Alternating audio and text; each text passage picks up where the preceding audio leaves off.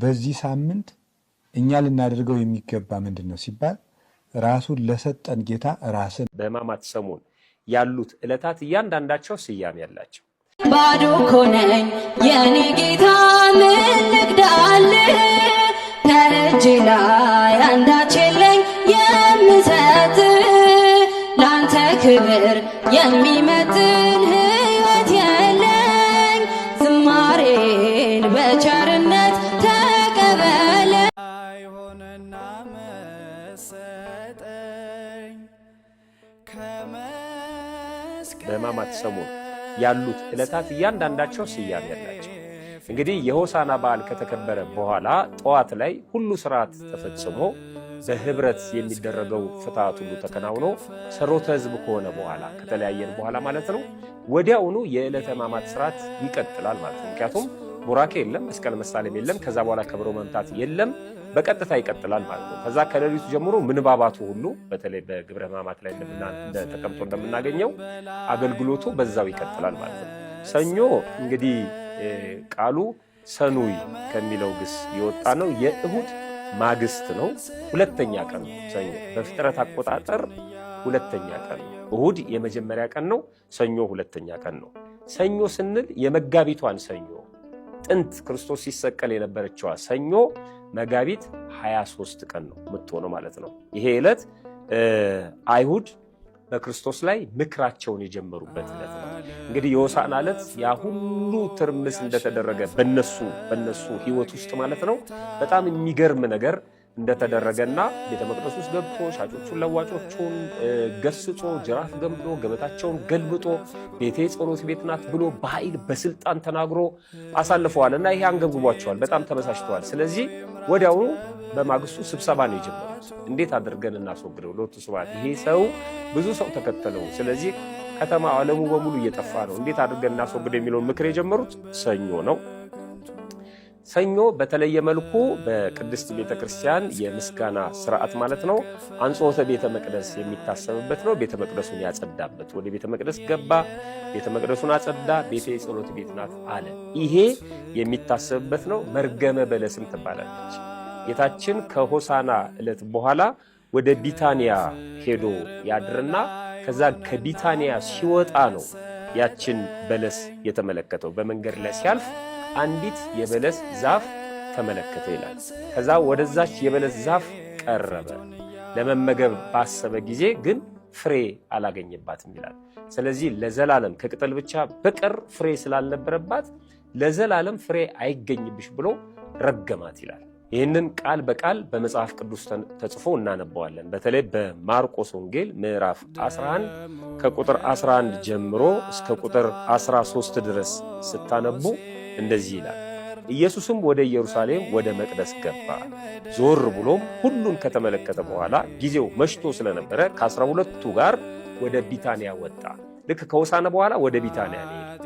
ከዛ በቢታንያ አድሮ ሲመለስ በማግስቱም ይላል ሰኞ ማለት ነው፣ የእሁድ ማግስት ነች ሰኞ። በማግስቱም ከቢታንያ ሲወጣ ተራበ። ቅጠልም ያለባት በለስ ከሩቅ አይቶ ምናልባት አንዳች ያገኝባት እንደሆን ብሎ መጣ። ነገር ግን የበለስ ወራት አልነበረምና መጥቶ ከቅጠል በቀር ምንም አላገኝባትም። መልሶም ካሁን ጀምሮ ለዘላለም ምንም ካንቺ ፍሬ አይገኝ፣ ማንም ካንቺ ፍሬ አይብላ አላት። ደቀ መዛሙርቱም ሰሙ ይላል። ያቺ በለስ ወዲያውኑ ደረቀች ይላል። ይሄንን በንባብ ይሄንን በዜማ በጸሎት ቤተክርስቲያናችን ታስበዋለች። በመውደቅ በመነሳት ይሄንን በማንበብ በመተርጎም በማመስጠር ምእመናን በዚህ ዕለት ምን ማድረግ እንዳለባቸው ሊቃውንት እያስተማሩ ይህንን ዕለት እናስበዋለን ማለት ነው። የሚገርመው በለሱ ምሳሌነት ሶስት ምሳሌነት ወይም ምሳሌዎች አሉት። በለሱ የመጀመሪያው የቤተ እስራኤል ምሳሌ ናት በለስ ማለት ነው። ቤተ እስራኤል ተጠግቶ ሲያያቸው የአብርሃም ዘር ከመባል በስተቀር ሃይማኖትና ምግባር አልነበረባቸውም፣ ፍሬ አልባ ነበሩ ማለት ነው። አብርሃም የአብርሃም ዘር ከመባል በስተቀር የነበራቸው የፍሬ ሃይማኖት ወይም የሚገለጽ ምግባር አልነበረባቸውም። አዘነ ይላል። ሁለተኛ በለስ የተባለችው ኦሪት ናት። ወደ ኦሪትም ተጠጋ። ኦሪት ፍሬ አልነበረባትም ማለት አማናዊት ድህነት ወይም እውነተኛ ድህነት አልተገኘባትም። የሥጋ በረከትን ታሰጥ ነበረ፣ ጊዜያዊ ድህነትን ታሰጥ ነበረ። የነፍስ በረከትና ፍጹም የሆነ የነፍስ ድህነት ግን አታሰጥም ነበር። ፍሬ አልባ የተባለችው በለሷ በዚህ ምክንያት ነው ከኦሪት ጋር ስናገናኘት ማለት ነው። ሶስተኛውና የመጨረሻው በለስ የተባለችው ኃጢአት ናት። በለስ ቅጠሏ ሰፊ ነው። ኃጢአትን በዚህ ዓለም ላይ ሰፍና ነበር። በመላው በአዳም ኃጢአት የማይጠየቅ አካል አልነበረም።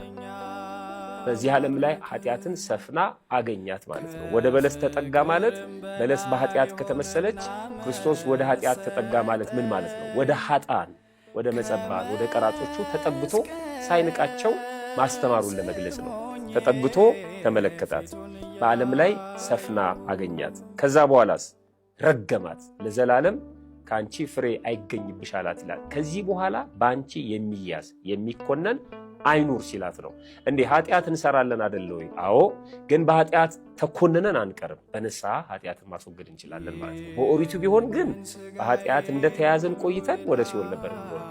ስለዚህ አቅም የላትም፣ ከስሯ ተነቅላ ደረቀች ይላል እና ኃጢአት በእኛ ላይ ስልጣን የላትም። በንስሐ እናስወግዳታለን ማለት ነው። አንድም በለስ ቅጠሉ ፍሬዋ ያማረ ነው፣ ሲበሉት ይጣፍጣል፣ እየቆየ ሲሄድ ግን ይመራል። ኃጢአትም በሰራናት ጊዜ ለጊዜው ስጋን ታስደስታለች፣ እየቆየን ስንሄድ ግን እንድንጸጸት ታደርገናለች፣ ትመረናለች። ስለዚህ የኃጢአት ምሳሌ የሆነችው በዚህ ምክንያት ነው ማለት ነው። ሊቃውንቱም በአንጻረ በለስ ረግማ ለኃጢአት፣ በበለስ አንጻር ኃጢአትን ረገማት፣ ለዘላለም ፍሬ አይገኝብሽ አላት። ለዘላለም ባንቺ ምክንያት የሚያዝ አይኑር አላት ማለት ነው። ስለዚህ ይህንን ቀን ቤተክርስቲያናችን ታስበዋለች። በሰሙነ ሕማማት ውስጥ ካሉት ዕለታት አንዱ ሰኞ ነው። ትልቁ ስጦታችን ጌታ ነው። ለራሳችን ዘውድ፣ ለእግራችን የሚሆን መሰረት፣ ለሰውነታችን ልብስ፣ ለዓይናችን ብርሃን፣ ለጆሮአችን በጎ ቃል፣ የአብ አካላዊ ቃሉ ሕይወታችን ኢየሱስ ክርስቶስ ነው።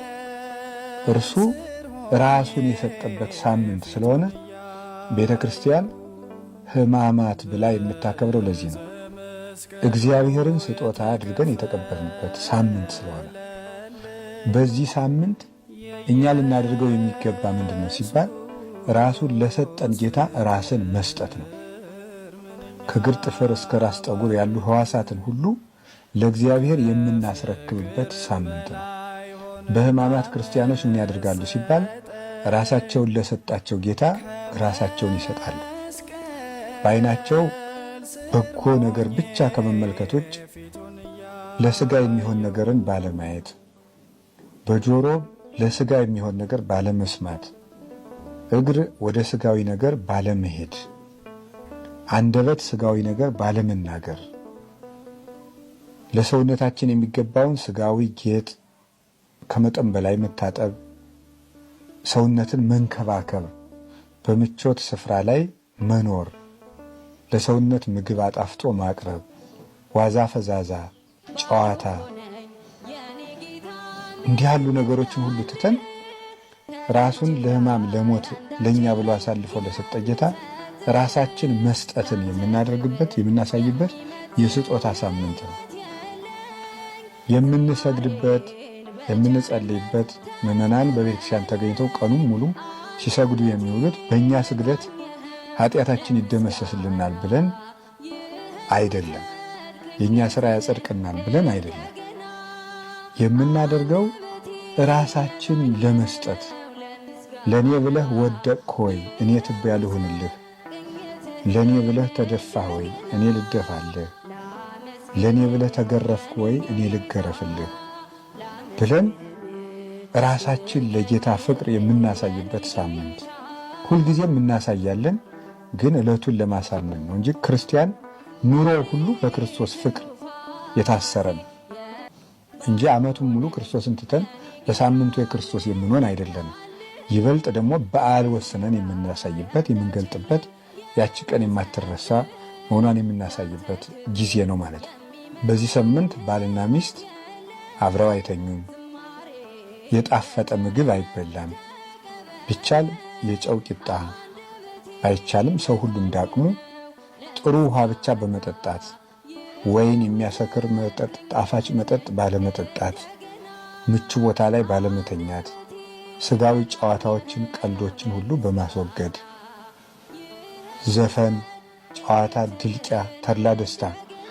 በሕማማት የተደሰተ ሰው በትንሣኤ ሊያለቅስ ይገባዋል ይላሉ 318ቱ ሊቃውንት በፍትሐ ነገሥት ሲናገሩ።